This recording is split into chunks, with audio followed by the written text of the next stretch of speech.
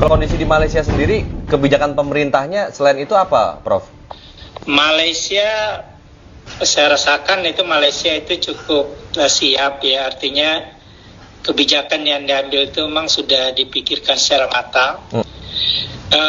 Apa yang saya perhatikan di Malaysia, paling tidak ada 4 kebijakan lockdown yang dilakukan oleh pemerintah. Yang pertama di Malaysia itu satu komando. Satu komando dalam arti ya kita hanya mendengar dari satu sumber ya. Yang kedua, masyarakat juga tidak bingung. Ya. Jadi kita hanya mendengar dari satu corong pemerintah. Yang kedua, mereka jujur dan transparan ya. Biasanya setiap malam ya, itu kepala Dirjen Kesehatannya, Kementerian Kesehatan Malaysia itu akan membuat laporan. Ya. Dan itu disiarkan ya secara langsung. Lockdownnya Malaysia itu, Prof, seperti apa, Prof? Apa betul-betul nggak bisa keluar semua orang? Lockdown di Malaysia, mereka nggak nyebut lockdown ya, mereka nyebutnya restricted movement. Jadi pergerakan kita yang dibatasi. Yang pasti ya untuk tempat umum itu nggak boleh perkumpulan.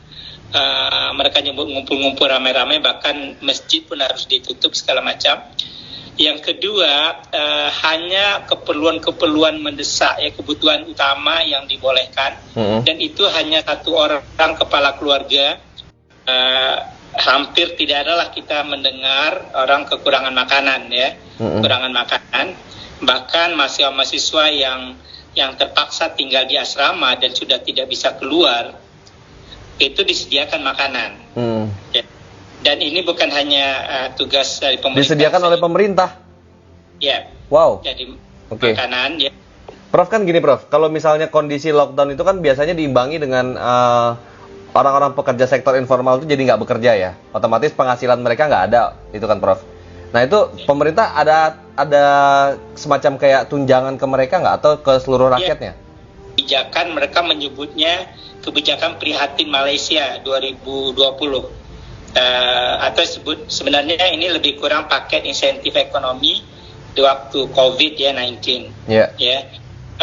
Mereka itu mengalokasikan sekitar 250 miliar ringgit ya. Itu sekitar kalau dikalkulasi tadi 3.300 kurs Malaysia sekarang itu lebih kurang 825 triliun.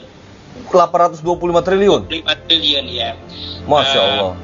Sekitar 500 juta ringgit ya, 500 juta ringgit itu sekitar 16,5 triliun itu untuk kesehatannya, Kemenkesnya. Pembelian APD, pembelian ventilator baru dan segala macam. Jadi tenaga medis nggak ada kekurangan APD di sana? Fasilitas kesehatan di Malaysia ini cukup. Jadi artinya pusat-pusat isolasi itu menyediakan kelengkapan yang cukup. Artinya kalau kita tiba-tiba harus masuk ruang ward isolasi itu nggak pernah kekurangan gitu. Ada insentif untuk rumah tangga. Insentif untuk rumah tangga yang pendapatannya di bawah 4.000 sebulan. 4.000 itu kan sekitar 12 juta lebih ya. Iya. Sekitar 12. Kalau mereka pendapatan per rumah tangganya di bawah itu, sekarang sudah 14 juta lah, mungkin karena 3,3 juta rupiah. 6 juta rupiah? Ya. Jadi sekitar 1.600. Per bulan dikirim pemerintah? Itu mulainya April. Ke semua rakyatnya itu, Prof? Ke semua rakyat Malaysia? Iya, semua rakyat Malaysia. Bagaimana kalau ada warga Indonesia juga di sana juga dikirim? Warga Indonesia saya tidak melihat, kalau saya baca aturannya itu nggak melihat itu menyangkut orang asing gitu ya. Karena beda, yang pendapatannya 4.000 sampai 8.000, itu cuma separohnya dapat.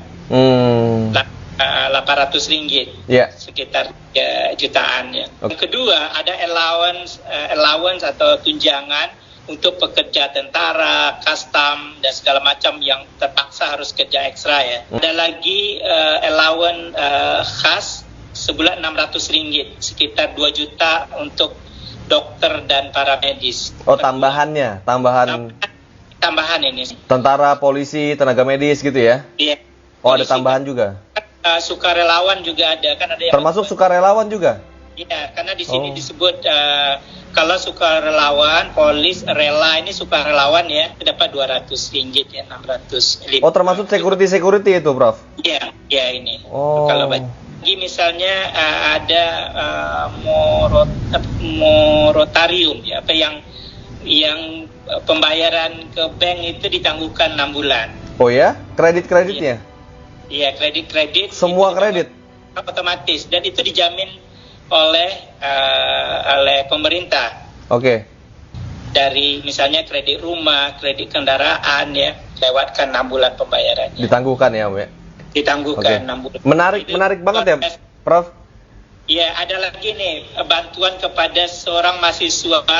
Kalau dia belajar di perguruan tinggi, dia dapat 200 ringgit dan 500 ribu, 600 ribu. Oh. Jadi kita tadi keluarganya dapat dan dia mahasiswa juga dapat. Oh, mahasiswa pun, pelajar pun dapat tunjangan juga?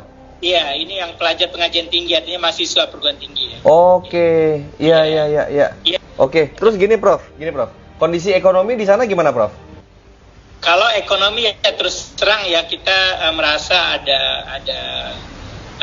ya pasti turun lah ya, karena kebanyakan industri manufacturing banyak yang berhenti produksi. Adanya insentif paket insentif dari pemerintah seperti ini, mungkin mereka sedikit terbantu. Dan diharapkan oleh pemerintah dana-dana tadi itu memang hanya untuk mensupport kegiatan rutin sehari-hari di rumah.